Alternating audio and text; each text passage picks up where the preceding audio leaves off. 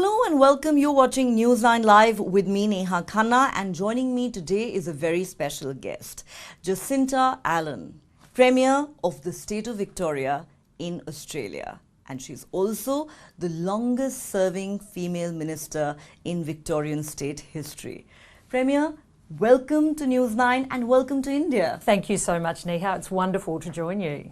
Thank you so much for your time. Let me begin by asking you this question. This is your first visit to India as Premier of Victoria. Firstly, what's on your agenda? And in your assessment, what's changed between your last visit to India 15 years ago and now? So I've had the opportunity to travel to India in 2009, and coming back 15 years later, I've had the opportunity to see just how much India is focused on the rest of the world, how that outward global focus and the huge amount of work that's gone on within India to support education opportunities, the growth of business. The growth of business in India is remarkable. Significant multinational global companies that are based here in India but have a footprint around the world. And that's presented a really important opportunity coming back in this visit as Premier to engage with those businesses, to talk about the further opportunities there are to invest in Victoria and particularly in Melbourne. And certainly when you look at the future of the globe, that future of the world is very much going to be driven by India's role. And I see in terms of Australia's future, our state of Victoria is very much the future of our nation as well. That's heartening to hear, Premier. So let me ask you this. There is no doubt that India and Australia share very strong economic, educational, cultural and people-to-people ties. In your view, what kind of a role is Victoria playing in contributing to this aspect of the bilateral relationship? I read somewhere 1 in every 20 Victorians is of Indian heritage. Is that correct? It's so true. And Neha, you're absolutely right in terms of the relationship has never been stronger.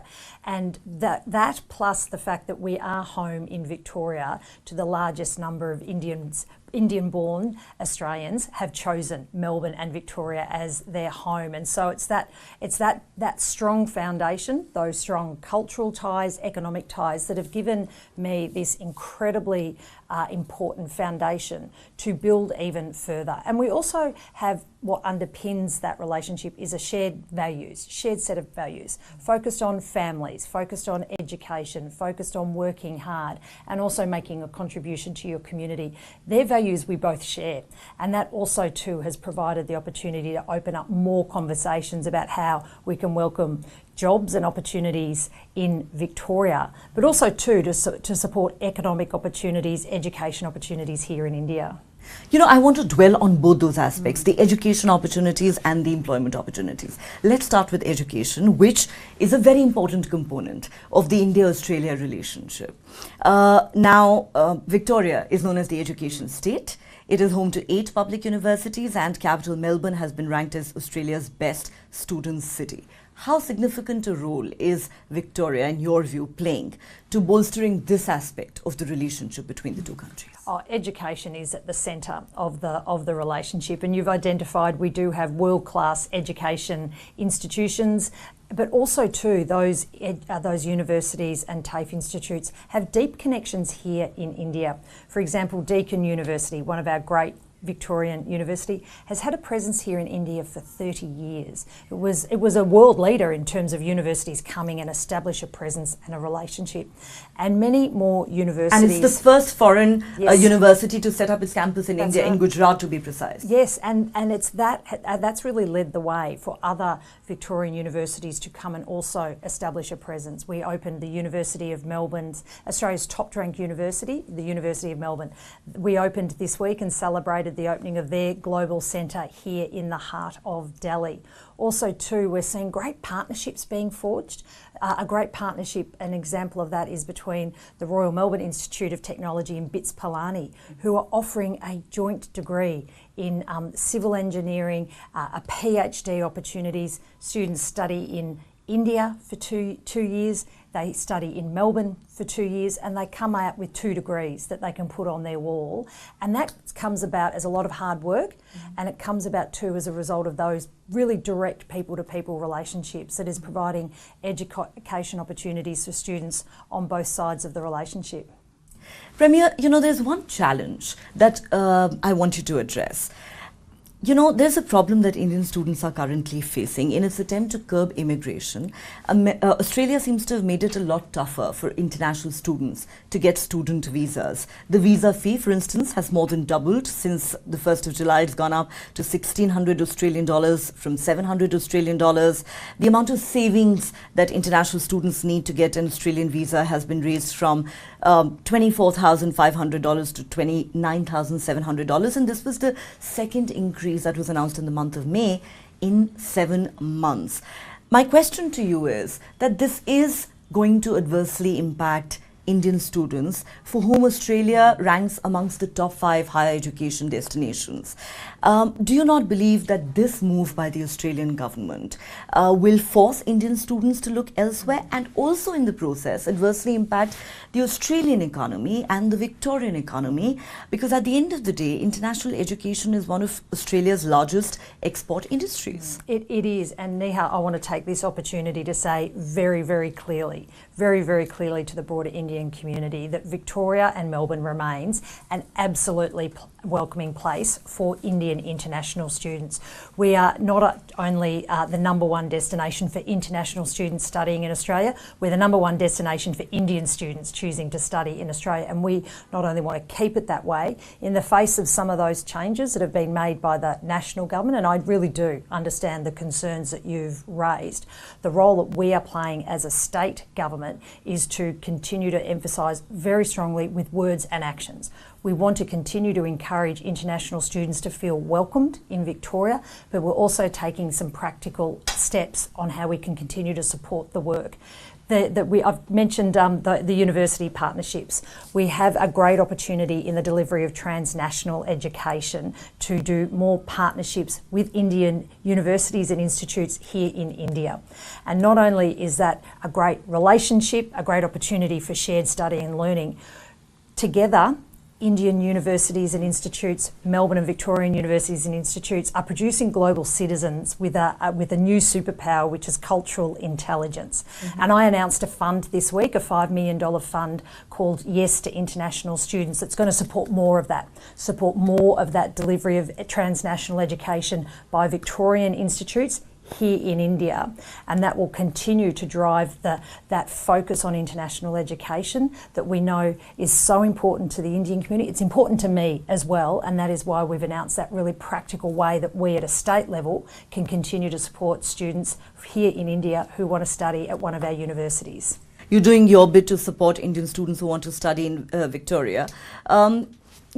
We have an Australian university that has established its campus here in India. Do you think going forward, perhaps a leading Indian institute could set up its campus one day in Victoria, maybe an IIT or an IIM? Well, we would absolutely welcome the opportunity to have more of the Indian education opportunities coming to Victoria. And when you think about the areas of the economy that are important to India, the Indian government, to business representatives that I've met with over the week, advanced manufacturing, renewable energy, we've mentioned education, delivery of healthcare services, a whole range of focus on technology and particularly in medtech and biotech.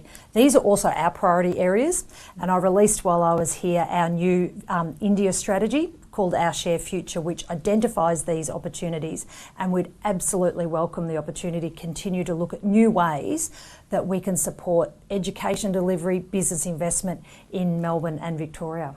Well, since education is directly linked to employment, let me ask you this question.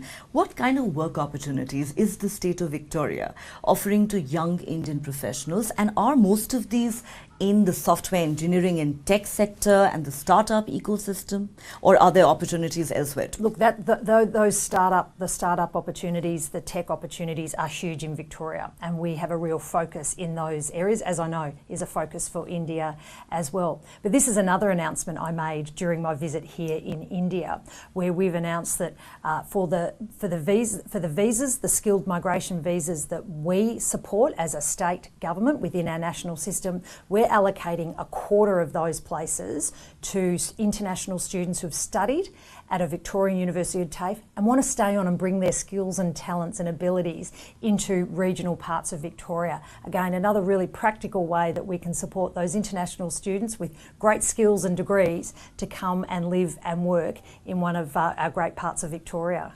Okay. Let's talk about economic ties. Now we know that India and Australia are strategic partners.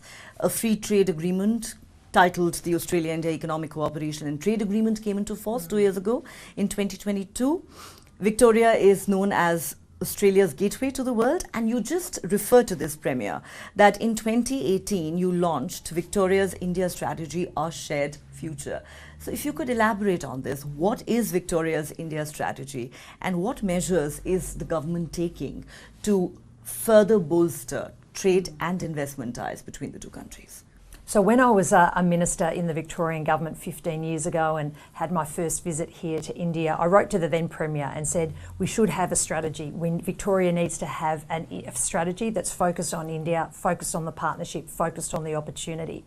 And we've had one in place, but we needed to refresh it because, as we know, Neha, the world has changed dramatically in the last few years, and certainly India's focus and place and importance in the world has been so substantially enhanced in recent years. So, and I mentioned earlier, we have such a wonderful Indian diaspora in Melbourne and Victoria. They are the, if you like, the beating heart of this strategy because they provide the foundation on which we can forge stronger ties. So we've identified key areas that again have been informed by my conversations, discussions with the Indian community living in Melbourne and Victoria, who are working in a whole range of different areas, informed by business and government conversations here as well. And so we have focused on education, on tech areas, on renewable energy, but also too on some areas that we can build on our cultural strengths in film and in sport particularly. We share a love of the film industry, where the movies, Bollywood movies, so many are filmed in Melbourne, which we're so proud of. We also too we are the sporting capital of the country in Melbourne, and that also too presents us with further opportunities like the one we announced this week in bringing a kabaddi match to Melbourne. That sounds fabulous. And, since you mentioned the Indian diaspora, that's the perfect cue for me to ask you the next question. Australia is a melting pot, as we know. Victoria has a very vibrant multicultural community. How do you see the role of the Indian diaspora in your state? And what kind of measures is the government of Victoria taking to, let's say, make the members of the Indian diaspora feel more welcome, apart from, of course, the education opportunities that we've talked about? Victoria wouldn't be the state it is today without the contribution of the Indian diaspora to our community. Families who have come, raising kids, part of our local communities, make such a big contribution to so many community organisations working in a whole range of different professions and business, running their own businesses, employing people. We wouldn't be the state we are today without that contribution from the Indian diaspora. But the other really big contribution the Indian diaspora has made to Melbourne and Victoria is the way it has come and shared Indian culture with our community in such a warm, generous way. And that has been a way that we've been able to forge even stronger ties like the ones we've built on over the course of this week. And it just means that our already strong multicultural state is made even stronger because of the vibrancy of the Indian diaspora. Again, glad to hear that. Since we're talking about trade and investment ties and people-to-people ties, connectivity is always important. Now, I know that there are at least 3 direct flights that currently exist between Melbourne and Mumbai and Melbourne and Delhi, operated by Air India and Qantas. But do you think we could do better on that front? Do we need better air connectivity? Well, I'm pleased to share with you that we have daily flights between Delhi and Melbourne, thanks to the work of Air India. And then there's also the flights in and out of Mumbai as well. And I met earlier this week with Air India, and we spoke about our shared aspiration to increase the number of flights. Air India has made a significant purchase of new aircraft, and they're looking, as that aircraft comes on board, as to where in the world they can connect those additional flights to. And I've said really clearly that we'd love those flights to come to Melbourne, because again, it speaks to that ongoing growth, that growth in the movement of people for business reasons, for visiting family and friends, but also too in tourism as well. We are the cultural and sporting capital in Melbourne of Australia. There are many, many good reasons, Neha, to come and visit Melbourne. We are the only city in the world to have both a Grand Slam and a Grand Prix that's hosted in our city, and that's just one of so many events. Of course, we've got a big cricket match coming up with the Indian team touring Australia for this, our summer of cricket. We've got so much in terms of the movement of people that we want to see. The key to unlocking more of that is through more of those direct flights. Certainly, and I can tell you that we're all really looking forward to the Border Gavaskar Trophy. It's going to be exciting, and of course, we hope to win the trophy as well. I'll let that one slide through to the keeper. Well left. As you just mentioned, Premier, Melbourne, the capital of Victoria, is not just an educational hub. It hosts some of the most popular sporting, cultural, arts events that are held in Australia. Now, the Melbourne Film Festival is one big event that seems to be very popular with Bollywood stars. Every year we see a whole galaxy of stars from Bollywood and other parts of Indian cinema descend on Melbourne for that. So I'd like to know, how big a role has Indian cinema, and Bollywood in particular, played in bringing the people of the two countries closer, and has it had a great impact, especially in Victoria? It's been significant. It's been significant. The Melbourne Indian Film Festival is an absolute highlight on our cultural calendar, because it's also important because it gives the Indian community in Australia the chance to tell their story to all of us. And by telling that story to a wider audience, to everyone, to Indian-born Australians, but also the broader Australian community, we just increase that shared understanding and knowledge of culture and tradition and difference. And through that, it continues to be a real strength of our multicultural community in Melbourne and Victoria. Well, clearly the language barrier has been broken. Absolutely. Through movies. And movies are a great way of telling a story. Telling a story, but also giving us the opportunity to pause and reflect on what that story means for us today, and a sharing of culture. And then there are so many of the Bollywood films that are filmed in Melbourne as well, which is so fabulous, and certainly it brings more than a touch of glamour and excitement when we have Bollywood films being filmed around Melbourne. Absolutely. We've talked about what Victoria is doing for students or for members of the Indian diaspora, but anything you'd like to say to someone who's watching this interview, who's never been to Australia and Victoria in particular, and is wondering whether they should be planning their next holiday there? What would you say to them? We would love you to come to Melbourne and Victoria. It doesn't matter whether you're a lover of sport or food or culture or art or film or the great beautiful outdoors. Melbourne and Victoria has something to offer every Indian thinking of travelling to Melbourne and Australia. And what you'll also find there is a warm embrace from the Victorian community, who we love welcoming visitors. We have something for everyone, and we'd love to welcome more Indian visitors to our beautiful city and state. Well, as somebody who's been to your beautiful country, and Melbourne in particular, I can vouch for that. It certainly offers something to everyone. Let me ask you this, Premier. How do you think India-Australia ties and Victoria-India ties can be further strengthened? I'm sure there are areas of untapped potential that we need to leverage? What are those according to you? No, you're absolutely right, and that's what we've outlined in our new India strategy, our new ways that we want to focus. We've talked a little bit already about film and culture. That's an area. Not only does supporting those cultural industries, those creative industries, support a sharing of culture, there's a lot of job and economic opportunities in those sectors as well. That is an absolute area of growth and priority. Also too, renewable energy. Renewable energy is just so important in terms of the future of our communities. Our future relies on us delivering more renewable energy. And this is an area where we've identified that we've got a lot that we can learn from India in terms of its drive towards increasing renewable energy as part of the energy mix. We have a big focus on it as well. And I know this is also an example of those shared priorities that we can build on. Premier, as we conclude this conversation, may I ask you a final question on a personal note? Being a woman politician, as we know, has plenty of challenges and pitfalls anywhere in the world, from the United States to India and Australia. The proverbial glass ceiling, we know, continues to be a reality, though many women have smashed it. And then there is the problem of mindsets, a deeply entrenched sexism and patriarchy, and in some cases downright misogyny. Now, we all recall how, in very dramatic circumstances, back in 2012, the then Australian Prime Minister, Julia Gillard, launched a scathing attack on the then opposition leader, Tony Abbott, in Parliament, accusing him of sexism and misogyny.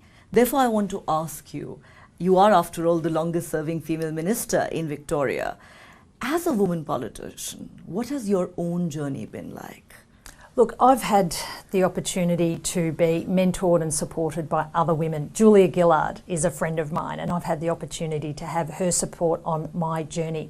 But what I'm really excited about for the future is the young women I talk to and see who are demanding the seat at the table, who are seeing women of older generations who have coming to these roles in fewer number than we'd like, but are now seeing that there's a space and a role for them, and they are demanding that no matter what decision-making table it might be, it could be in business, in government, in organisations, women should be at every single decision-making table. And I have such optimism for the future because of the way young women are approaching leadership roles, that they see that there's a place for them. They've learnt from some of us older women who've been on the journey, and also too that a lot has changed. A lot has changed. We've got to keep driving that change though, driving that opportunity. I spoke to the Indian Australian Women Leadership Forum yesterday, and that's a great group of women in business, women in emerging leadership roles. We've still got to identify the barriers and knock down those barriers that are stopping women from progressing. But again, that is being driven by younger women who want to be part of that ongoing change for the future. In fact, it's great that you talk about India-Australia, women associations. I think it's a great idea perhaps for women leaders to travel more often to Victoria and vice versa. Absolutely. That would be a good start. It would be. It would be wonderful. On that note, Premier Jacinta Allan, thank you so much for your time. It's been a pleasure talking to you. Thank you.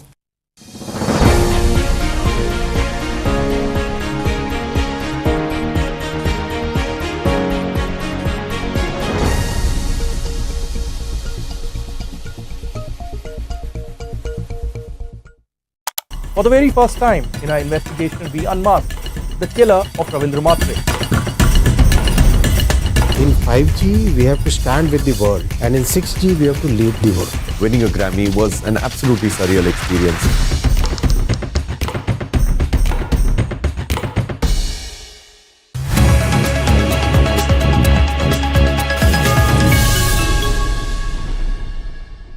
Hello and welcome to the News 9 Plus show on the world's first news and current affairs OTT platform, News 9 Plus. Here are the top headlines.